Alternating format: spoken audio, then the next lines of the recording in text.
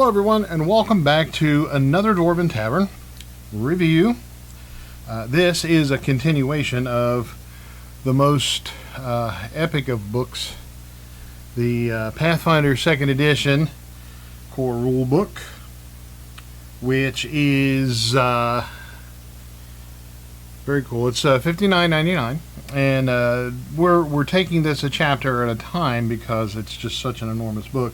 Now, in the past week, the Taverniers and I went to Gen Con, and we talked to Mark Seifter from Paizo, who is one of the creators of the book, and he did a lot of splaining to us about their purpose and intentions with the book, and it was pretty cool. When we talked to him, we found out he was previously a computer science major who decided that gaming was more fun, which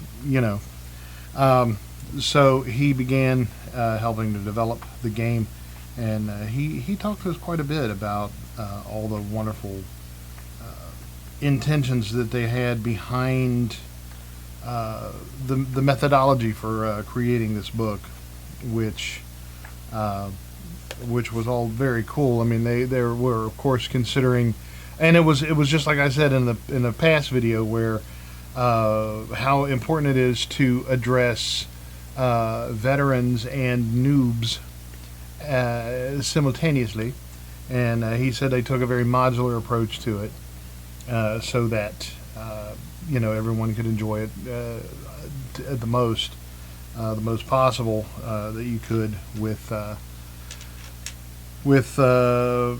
minimum experience or maximum experience. It doesn't matter. They wanted it to be the best for everybody. Now, of course, you got to sacrifice one thing for the other sometimes, and there is an enormous overlap in experience points and experience levels of gaming, not unlike myself. So I don't know how many times I have people say something clever, and I'm like, 150 XP, and they're like, what? What are you talking about? So I catch myself doing that to civilians. So with this particular episode, we are going to talk about Chapter 2, Ancestries and Backgrounds. Now, online on the YouTube channel, I had someone talk about comment about my reference to race, and it was kind of a weird conversation because I said that race wasn't really necessary, or that this was a good change of terminology, because race is a kind of a pastiche sort of term, and they disagreed with me by saying that I was right, or they said that I was right by disagreeing with me, or something odd like that. I don't understand it, but I'm trying to tell them, yes, I agree. Race is a bad term, and it should be left at the wayside. But language is it's an organic thing, and we don't get to decide what terminology stays and what goes. We just kind of have to go with the flow, and what the overmind of the human society decides is what we go with, or what we are given. Although we are free, having that whole freedom of speech thing, to use whatever terminologies we choose, and make our friends and enemies accordingly. There are consequences to our actions. Even though we are free to make those actions, we are also free to accept the consequences. So, that being said, they have decided to go with ancestries and backgrounds, and heritage and ethnicities, which are all far more accurate than saying races. So you're in that way, they have done away with having a half elf and a half orc, as a separate race, because they have put the the half orc and the half elf into the heritage of the human, which means, well, for example, I recently had a DNA test done with the saliva thing, and found out that I am something in the realm of 74% Irish, which I was not even remotely expecting. I was expecting something more along the lines of Native American and perhaps Portuguese or whatever, but it was not so. It was almost entirely Irish. Some English and some Scottish, but mostly in the UK there, which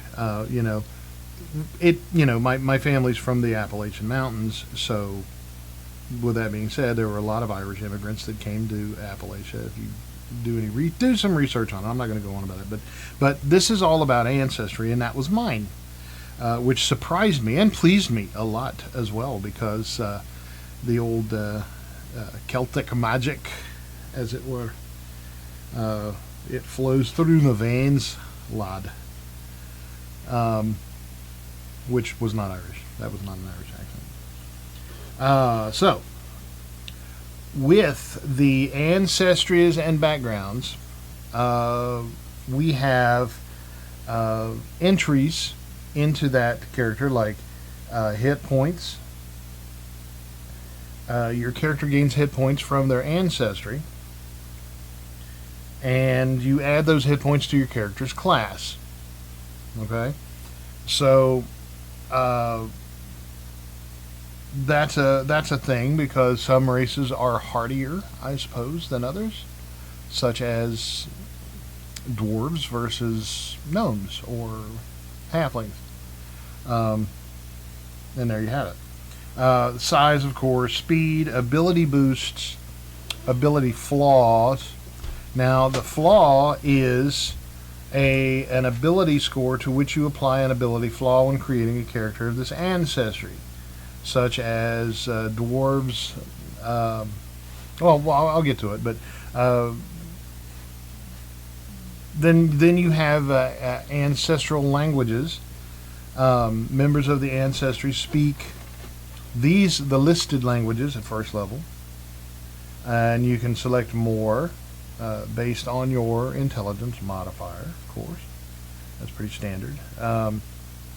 Then traits are descriptors that have no mechanical benefits, but they're important for determining how certain spells, effects, and other aspects of the game interact with your character. So then the heritage is a cool thing.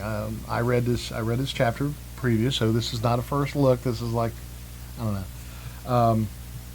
Because I always like to mix the first look, because I like for folks to see my reaction.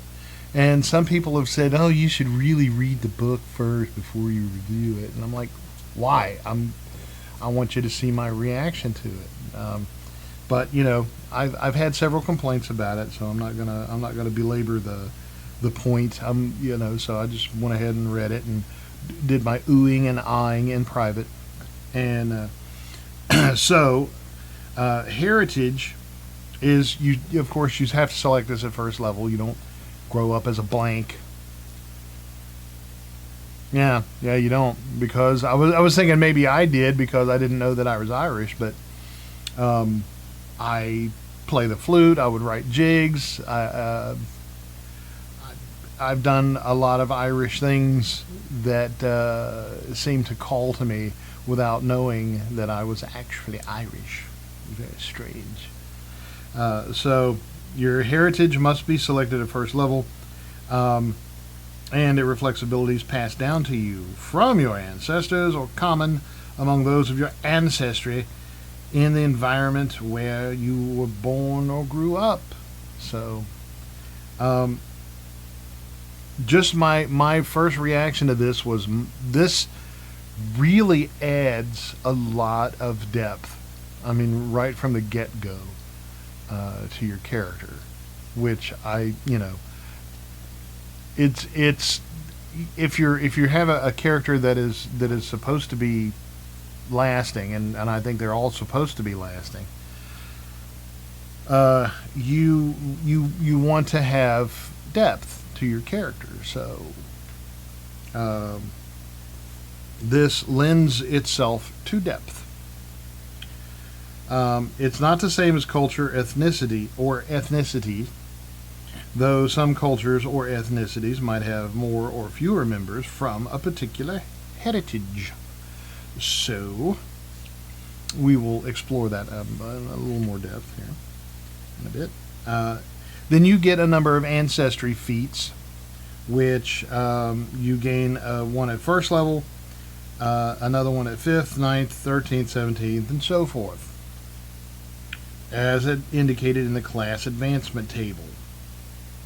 And then ancestry feats are organized by level. You can choose first level ancestry feat at first, imagine, and then other choices can be made at your level or lower as you progress. So it's that's pretty much the size of it. And those are the ancestry feats, and they're reflected on your character sheet. Now, we will go to the dwarf, because I go to the dwarf. And it has a really nice description. Dwarves are slow to trust those outside their kin, because, as you know, like I said, there are no common half dwarves, even though they can interbreed with other humanoids. They don't, because they're a lot like the Japanese in their purism and isolationism. Have been through history, wanting to keep theirselves pure, and for whatever reasons that they had. Dwarves are much the same. They have let's see, but this okay. They're slow to trust those outside their kin, but this wariness is not without reason. Dwarves have a long history of forced exile from ancestral holds and struggles against the depredations of savage foes, especially giants, goblinoids, orcs, and the horrors that dwell deep below the surface. While trust from a dwarf is hard won, once it is gained, it is as strong as iron. So that's true. Dwarves are that's a very good description of dwarves. They're very stubborn and unrelenting. Now, of course, when you lose that trust, if you do something to screw the dwarf over, you might as well just not even. So it has, and this book has a list of things that you might do and what others probably do, and I'll give you an example of that with the dwarf. As a dwarf, you might strive to uphold your personal honor no matter the situation, appreciate quality craftsmanship in all forms, and insist upon it for all your gear. Don't waver or back down. Actually, you might don't waver, especially if English is not your first language. You might not waver or back down once you've set your mind to something. So that's very good. That's a very good description of dwarf. Others probably see you as stubborn, though whether they see this as an asset or a detriment changes from one person to the next. There are certain situations in which stubbornness is a adequate and ample boon, whereas in other situations, stubbornness might just cause the deaths of everybody you know. So it just, it's a crapshoot. Assume you are an expert in matters related to stonework, mining, precious metal, and gems. Well, you're a dwarf. Why don't you open that stone box with no seams? and others probably recognize the deep connection you have with your family, heritage, and friends, which is generally true. Now, I am a huge advocate of not overgeneralizing things and people and stuff. Overgeneralization is almost as bad as hypocrisy to me. So, while that happens, just, it's a knee-jerk reaction. You see something, you see someone, and this is in the real world. And I'm not going to get political at all because I hate that. But you see someone in the real world of an ethnicity, whatever it is, doesn't matter. You see them, whether it's the color of their skin or the type of clothes they wear, or you hear someone say, "Oh, that's so and so from such and such," then there are instant assumptions made, whether you want to or not. And I'm a huge proponent of, the only thing about a person is you're either a jerk or you're not. That's it. Doesn't matter. Everything else, nothing else matters. Nothing else matters. Gender, race, ethnicity, culture, whatever. None of that matters. There's good people and there are bad people absolutely everywhere. Okay? And mostly are good. I have come to find out in my decades of walking the earth. So those assumptions that are made are quite automatic. And only if you've been given one hellaciously amazing upbringing, which is very possible, you will make those. Oh, you're a dwarf. You can eat that stone. It's like, the hell are you talking about? Then it's got the physical description, which dwarves are short and stocky, standing a foot shorter than most humans, not unlike myself. They have wide, compact bodies and burly frames, not unlike myself. Dwarves of all genders pride themselves on the length of their hair, which they often braid into intricate patterns, some of which represent specific clans. Now, if you saw Lord of the Rings, you saw, Bifur, Boffer, and Bomber, and Owen and Glowin, and Feely and Keely, and all of those guys had their, so that was a very good representation of dwarves. Even though, I think the human but short look of, like Feely and Keely and Thor and Oakenshield, and those that were supposed to be, like handsome leading men, they didn't look very dwarf-like to me. They were just short people. They were shortened, CGI shortened. Anyway, long beard is a sign of masculinity and honor among the dwarves, and thus clean-shaven male dwarves considered weak, untrustworthy, or worse. Now, I heard a legend from an old Dragon magazine in the first edition about a dwarf that had been burned and he couldn't grow hair, and he was one of the few that didn't have a beard, and it was really sad for him because he was largely ostracized because of that. But then in games like Deep Rock Galactic, which we love here at the tavern, as you might imagine, there are several dwarves. A driller doesn't have a beard, and a gunner doesn't have a beard. You can give him one, which we instantly do. Dwarves typically reach physical adulthood around the age of 25. Though their traditionalist culture places more value on completing coming-of-age ceremonies unique to each clan rather than reaching a certain age. A typical dwarf can live to be about 350 years of age. So, very good description. Then it goes on to talk about their society, their alignment and religion, and it gives their naming convention. Dwarves honor their children with names taken from ancestor or dwarven heroes, and it's quite rare to invent a new name or to borrow a name from another culture for a child. When introducing themselves, dwarves tend to list their family and clan, plus any number of other familial connections and honorifics. Dwarven Names usually contain hard consonants and are rarely more than rarely more or fewer than two syllables. Agna, and then they give a list of sample names: Agna, Bodil, Dolgren, Edruk, Grunjar, Ingra, Kazmuk, although Kazmuk sounds more like an orc name to me. Kotri, Lup, Morgrim, etc., etc., Rogar, and thus. So, I think that gives you a good idea. So, I like that.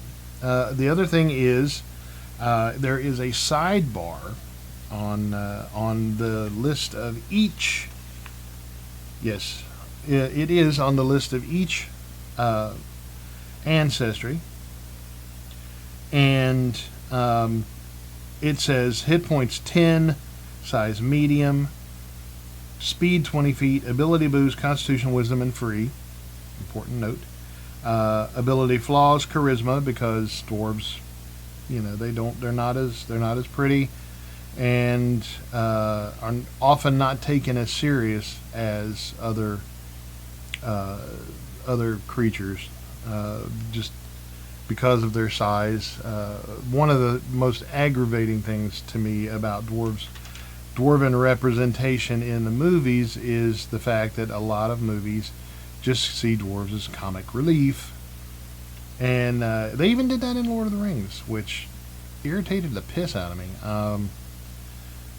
To an extent, they did it well, even though they really exemplified Gimli's, Lord of the Rings. They exemplified Gimli's badassery with the fact that when that warg was laying on top of him and he like bench pressed it, it's like, dude, that's a freaking 500-pound dog with another dog on top of it, and he was like, bleh. Yeah, he was having a hard time, but man, that was a good lift.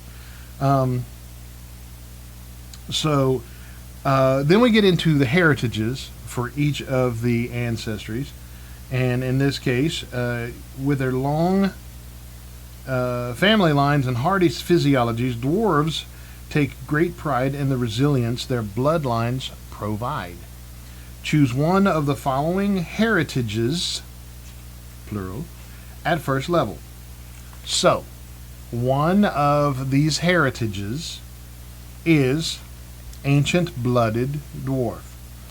Dwarven heroes of old could shrug off their enemies' magic, and some of that resistance manifests in you. You gain the Call on Ancient Blood reaction. Now, this is reactions, as we pointed out in the last show. Reaction is a type of action that you get when something happens. It has to be triggered by a thing. And the trigger in this instance is, and it's listed here, is you attempt a saving throw against a magical effect, but you haven't rolled yet. So you're like, oh, do I get a saving throw against that? Yeah, okay. The trigger in this instance is, and it's listed here, is you attempt a saving throw against a magical effect, but you haven't rolled yet. So you're like, oh, do I get a saving throw against that? Yeah, okay. So I'm going to call on my ancient blood. And your ancestors' innate resistance to magic surges before slowly... your ancestors' innate resistance to magic surges before slowly ebbing down. You gain a +1 circumstance bonus to the triggering saving throw until the end of this turn. So, you would roll, I rolled a 7, so you add your bonuses, +1, and that's your ancient bloodedness. Then you get the Death Warden Dwarf. Your ancestors have been tomb guardians for generations, and the power they cultivated to ward off necromancy has passed on to you. If you roll a success on a saving throw against necromancy effect, you get a critical success instead. So every success that you roll against necromancy is a critical success. And we'll look into critical successes later on in this series. The Forge Dwarf. You have a remarkable adaptation to hot environments from ancestors who inhabited blazing deserts or volcanic chambers beneath the earth. Not unlike myself, actually, because my last name is Goins, and Goins comes from McGowan, and which in itself is Irish, and the McGowan is the son of the smith. So my family is ancient blacksmiths, my ancestors. So my ancestry would have the Forge Dwarf trait, or thing. So, heritage. That's the word. This grants you fire resistance equal to half your level. And you treat environmental heat effects as if they were one step less extreme. Incredible becomes extreme, extreme becomes severe, and so on. So, it's incredibly cool. Now, on the sidebar here, as I will continue that, you get languages listed, which in the dwarves' case is Common and Dwarven, and you get additional languages equal to your intelligence modifier, which means you can choose from Gnomish, Goblin, Jotun, or is it Jotun? I don't know what if it's Scandinavian, like it seems to be. It would be Jotun. Orcish, Terran, Undercommon, and any other language is to which you have access, which are languages of your region. Swiss. I don't know. And then you get traits of dwarf and humanoid, and you get dark vision. You can see in the darkness and dim light just as well as you can see in bright light, though your vision in darkness is in black and white. So there you have it. Then one of the other heritages is Rock Dwarf, which it's not what it means. Your ancestors lived and worked among the greatest ancient stones of the mountains or depths of the earth. This makes you as solid as a rock when you plant your feet and grow little dwarf buds from your plantings. You gain +2 circumstance bonus to your fortitude or reflex DC against attempts to shove or trip you. So yeah, try and knock over a dwarf. Try and knock me over. Yeah, unless you know what you're doing, it ain't gonna happen. This bonus also applies to saving throws against spell or effects that attempt to knock you prone. So right there, Rock Dwarf. And then the last one is a strong-blooded dwarf. Your blood runs hardy and strong. Squish. And you can shake off toxins. You gain poison resistance equal to half your level, minimum of 1. And each of your successful. So there you have it. Those are your heritages, which it seems fairly, and they might just come out with a book of heritages later on, which I think would be very cool to give even more customization. And that was one of the things that Mark Seifter, I can never remember because he told me he had like a blog or something that was called Arcane Mark, which I thought was clever. So the next thing that you have are ancestry feats, and these feats you gain 1 at first level, then you gain an additional ancestry feat for every 4 levels thereafter, 5th, 9th, 13th, and 17th level, so forth and so on. As a dwarf, you select from among the following ancestry feats. And I'm probably not going to go, I'll go over a couple. Dwarven Lore, feat 1. And there are 6 feat 1s. There's 6 feat 1s, 2 feat 5s, looks like 2 feat 9s, and 1 feat 13. So, and you have to be that level or better to get that feat. So the first feat is the first feat 1 is Dwarven Lore. You eagerly absorbed the old stories and traditions of your ancestors, your gods, your people, studying in subjects and techniques passed down for generation upon generation. You gain the trained proficiency rank in crafting and religion. And if you would automatically become trained in one of those skills from your background or class, for example, you instead become trained in a skill of your choice. You also become trained in Dwarven lore. So that's a nice feat. Then another one, we'll just do one more. Let's see. Well, let's look at my favorite, Vengeful Hatred. No, actually, that's Tavernier Ian's favorite, because he is anger and wrath incarnate. Your heart aches for vengeance against those who have wronged your people, which is apparently everyone. Except Hobbit says. I didn't think Hobbit says have wronged the dwarves. Choose one of the following Dwarven ancestral foes. We'll go over those. When you gain Vengeful Hatred, Drow, and I pronounce it Drow, you pronounce it however you want. Get off my back. Drow, Durgar, Giant, or Orc. I would probably select the Durgar, even though we don't use the Durgar a lot, and those are the Grey Dwarves. However you pronounce it, it's fine. That's how I pronounce it. Deal. You gain a +1 circumstance bonus to damage with weapons and unarmed attacks against creatures with that trait. If your attack would deal more than one weapon die of damage, as is common at higher levels than first, the bonus is equal to the number of weapon dice or unarmed attack dice. Nice.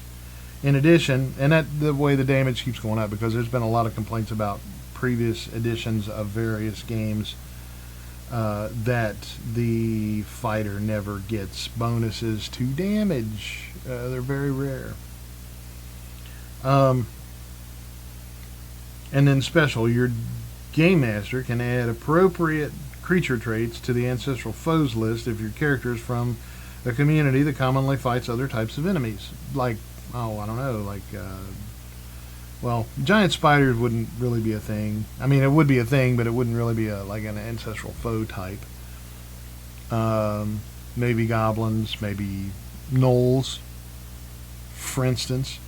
If the mountain is like in a coastal area, your dwarves are from the coastal region, you could have like Kuotoa perhaps, or bullywugs, something like that. So you can improvise, and so forth. Then let's see, at feat 5 there's one called Weapon Cunning, which you've learned cunning techniques to get the best effects out of your dwarven weapons. Whenever you critically hit using a battle axe, pick, warhammer, or dwarf weapon, you apply the weapon's critical specialization effect. So then we'll go over those at one point, that's a very cool thing. That's at 5th level or better. Then a feat 9 is Stonewalker. You have a deep reverence for and a connection to stone. You gain meld into stone at 3rd level, the divine innate spell that you can cast once per day.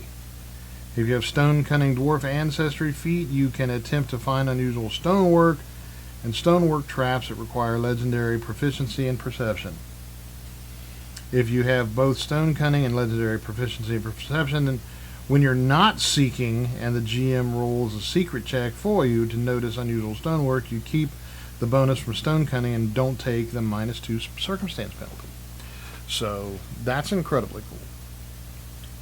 And the thing that I like about this is that a lot of other rule sets is like Stonewalker, for instance, you would just gain the stone cunning or the meld with stone thing, or the bonuses to notice stonework.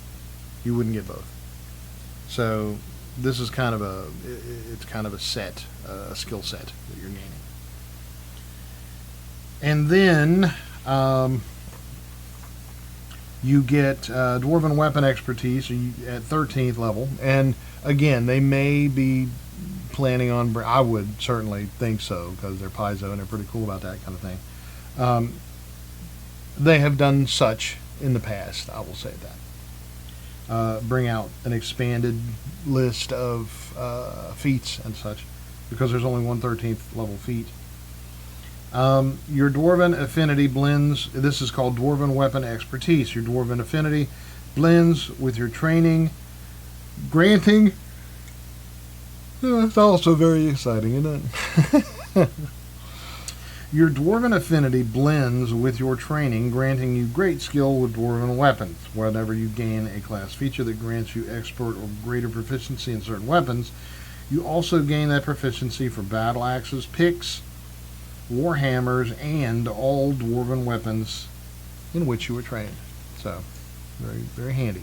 Now, with the other ancestries, they all have that same like template for describing. Describing. Let's try using the correct word. So you get with the elf. We'll go over a bit of the elf. You have 6 hit points, medium size, speed 30, ability boost of dexterity, intelligence, and a free one. Constitution is an ability flaw because they're pointy-eared princesses. And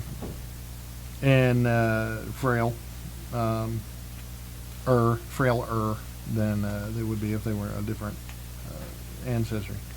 They speak Common and Elven, and then they may choose from Celestial, Draconic, Gnoll, Gnomish, Goblin, Orcish, Sylvan, and so forth.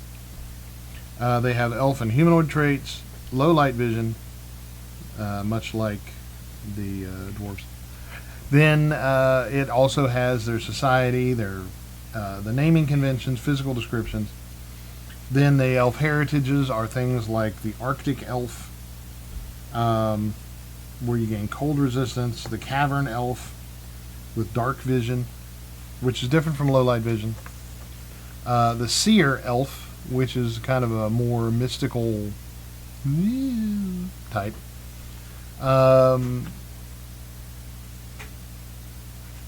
So you gain a +1 circumstance bonus to checks on identifying magic and deciphering writing of magical nature. So that's cool.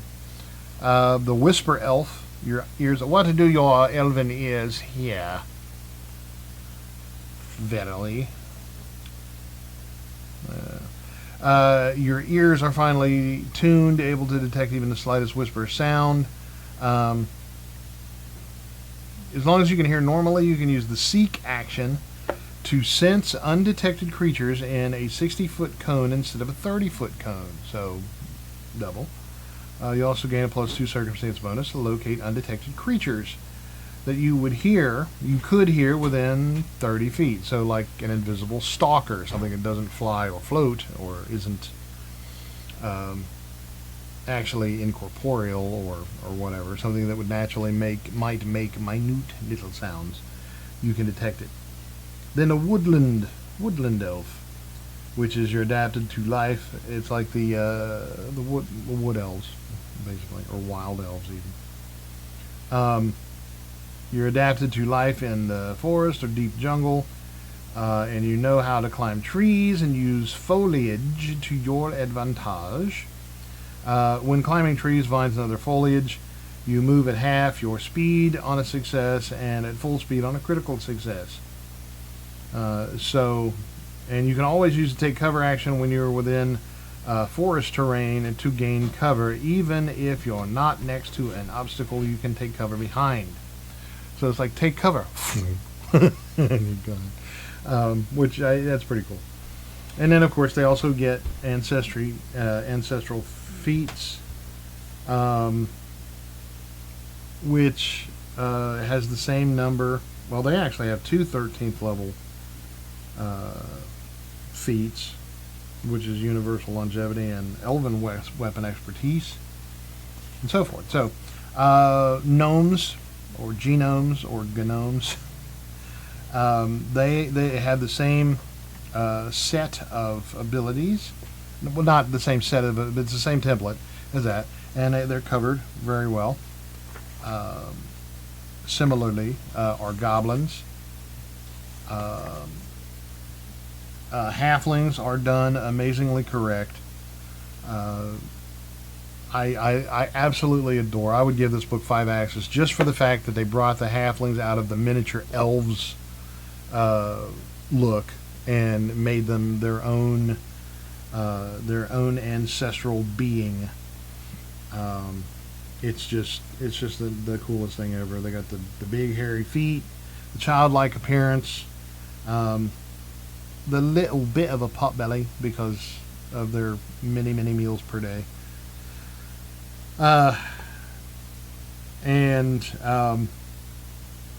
so they also have the same types of heritage, gutsy, hillock, nomadic, twilight, and wildwood halfling. Which, holy moly, those would be dangerous, would they not?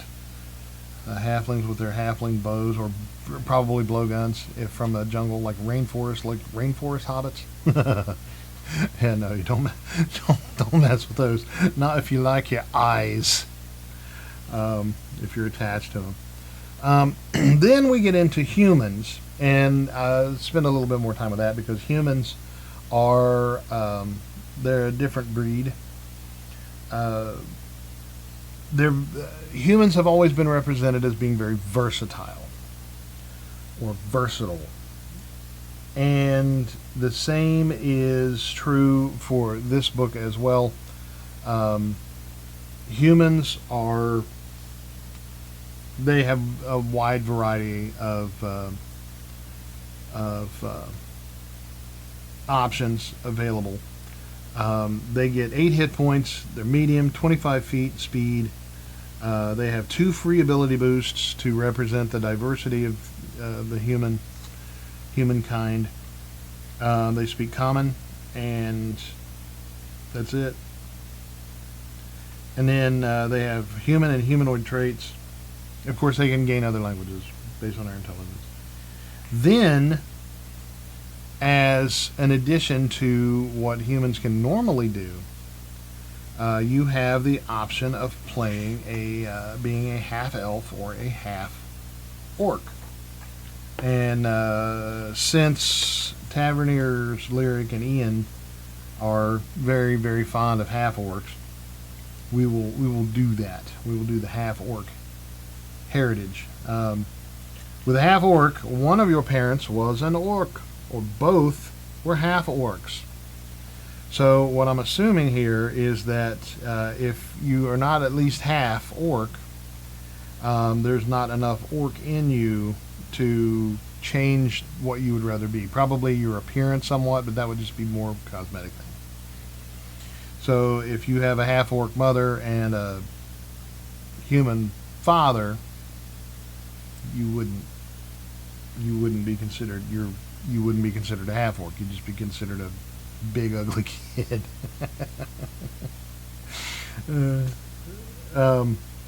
Which there are plenty of. One of your parents was an orc, or both were half orcs. You have green tinge to your skin and other indications of orc heritage. You gain the orc trait low light vision. In addition, you can select orc, half orc, and human feats whenever you gain an ancestry feat.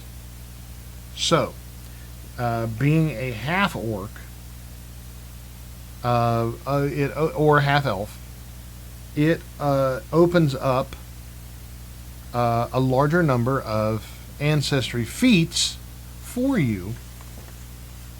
For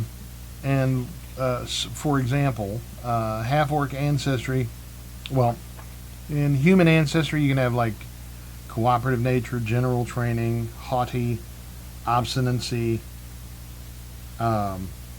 natural ambition, natural skill, unconventional weaponry at first level, for instance.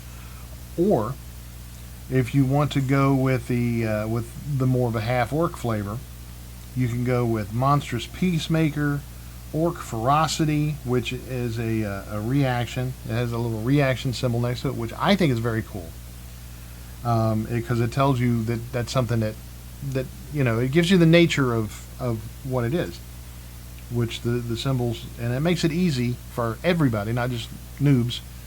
It makes it easy for everyone to see, the nature of this ability. which is cool.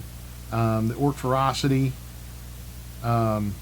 you would be the trigger. You would be reduced to 0 hit points, but not immediately killed.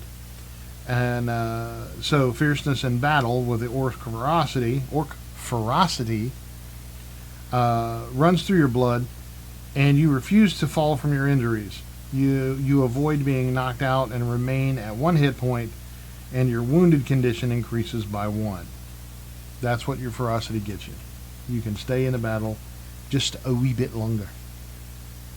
Then there's Orc Sight, Orc Superstition, which is also a reaction, which is much like it's a lot like the Dwarven spell resistance that allows them to the Call on Ancient Blood, Dwarven spell resistance.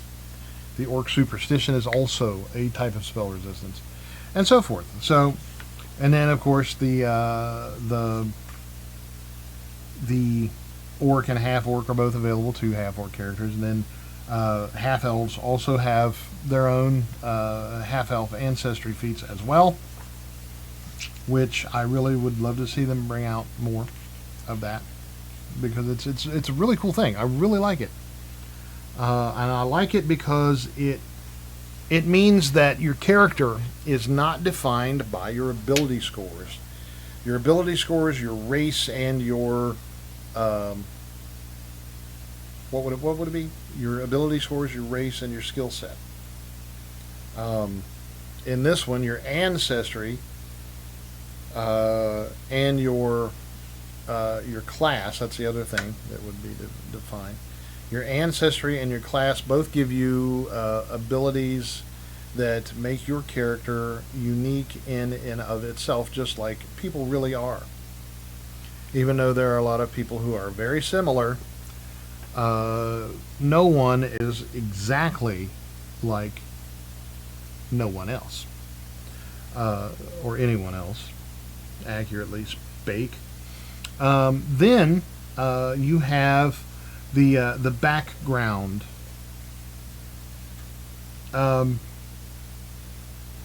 Of your choice, and this is one that you can choose, and I will describe it by reading the description of it. At first level, when you create your character, you gain a background of your choice. This decision is permanent. You can't change it at later level. Well, now I'm a pony. I don't know why that tickled me. This decision is permanent. You can't change it. Each background listed here gains and grants 2 ability boosts, a skill feat, and the trained proficiency rank in 2 skills. It's very valuable. I'm drowning, apparently. For instance, well, in honor of Tavernier Lyric, let's say you have the artist background. Your art is your greatest passion.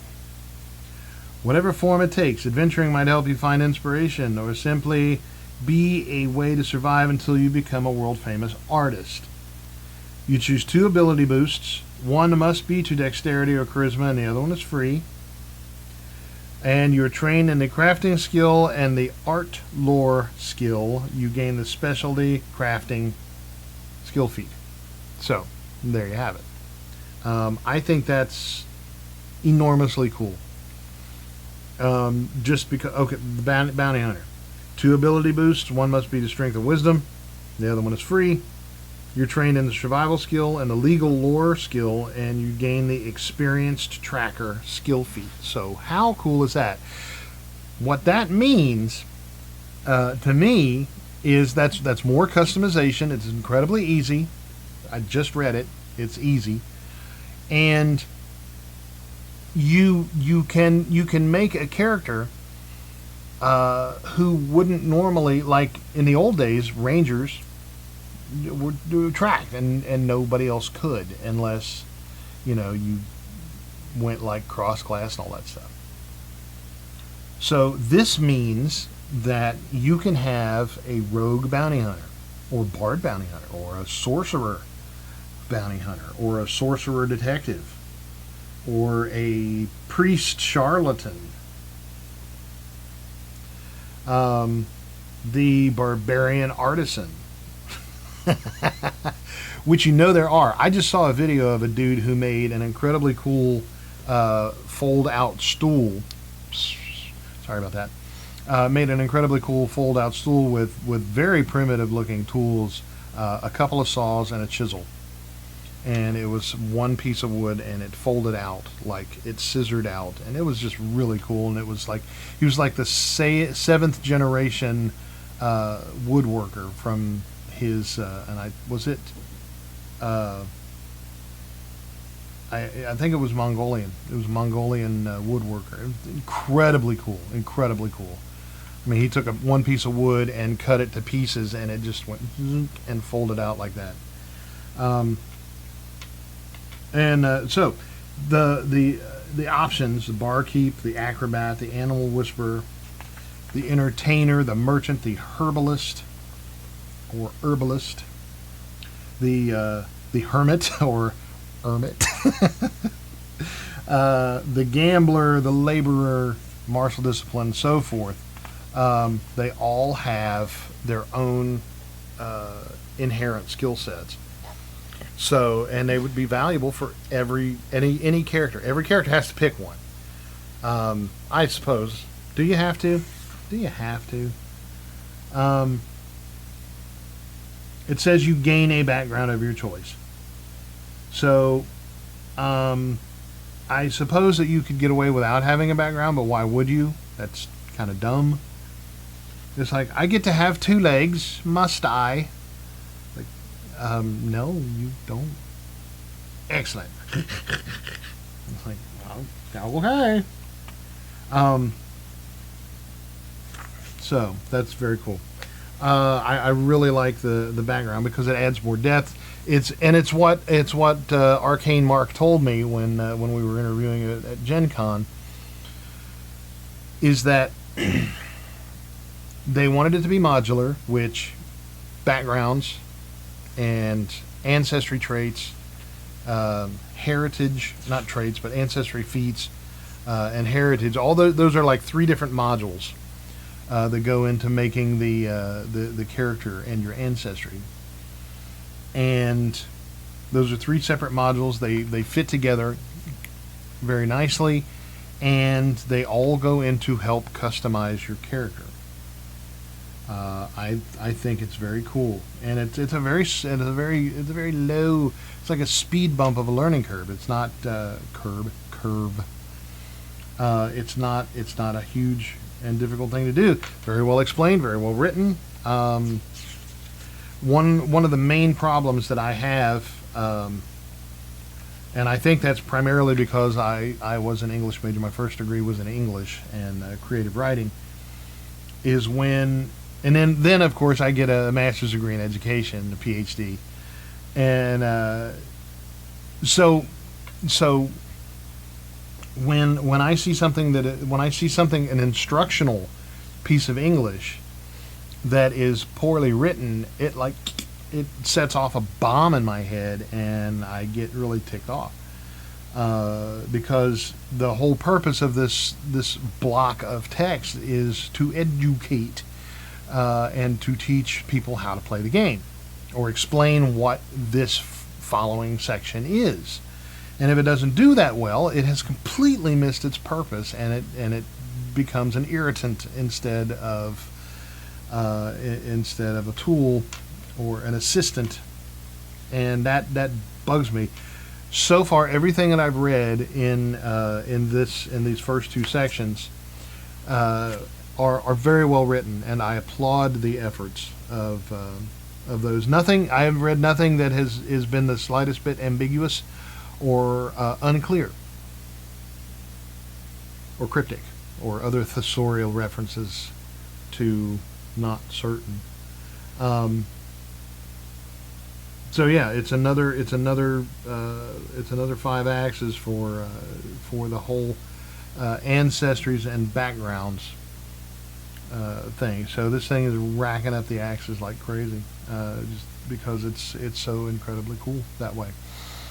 So next time we will talk about the various classes involved, because it's they're walking you through the character creation process as we go, and after you select the fact that I make a dwarf, which I generally do. I don't all the time, but I like the dwarven race. Ha ha ha! Ancestry. I really enjoy the dwarven ancestry, and I like the word ancestry. It makes you proud, Say, yeah, my ancestry. It's cool. It's so much better that way.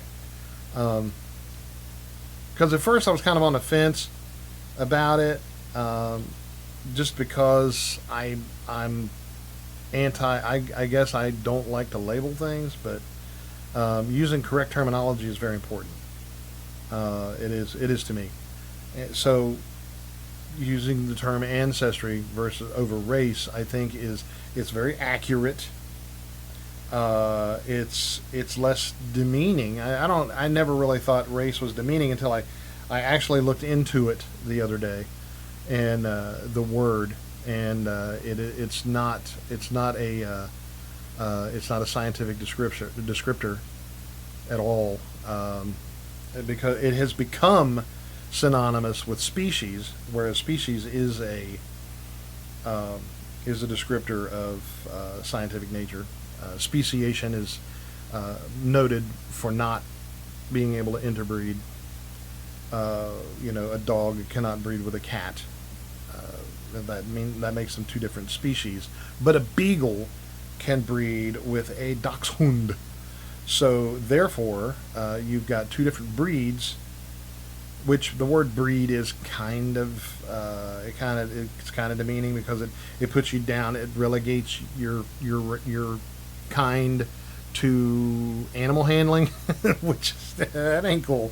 You tell a dwarf that he's of a rare breed, and just count on one hand how many seconds your knees live after that, because so the terminology, I think, is very cool. I like it a lot, and I'm probably going to use it for my other games that we play as well.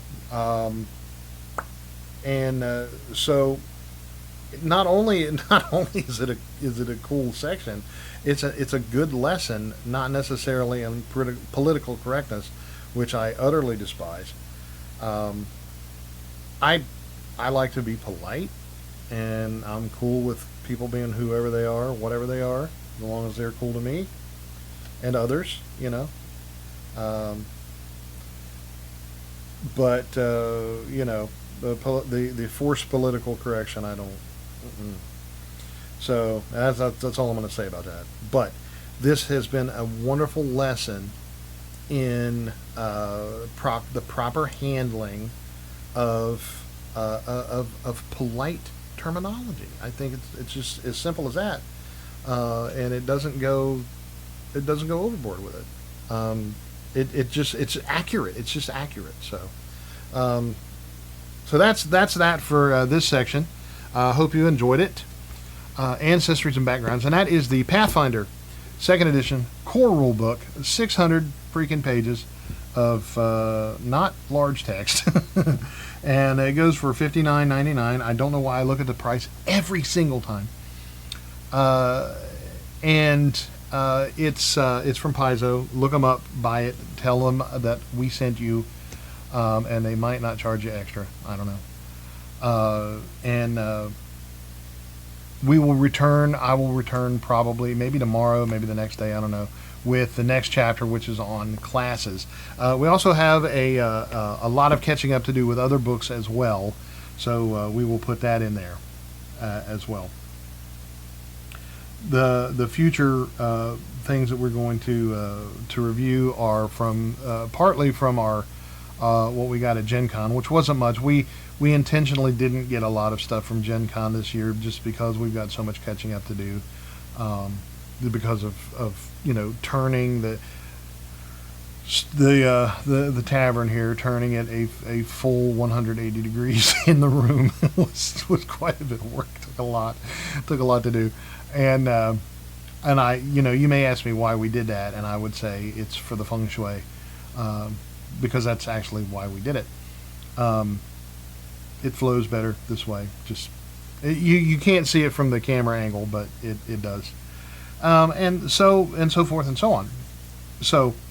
We'll get back, and we've got a lot of catching up to do, a lot of different books, and a couple of new books from other folks. This is the Paizo episode, so we're not gonna mention other things.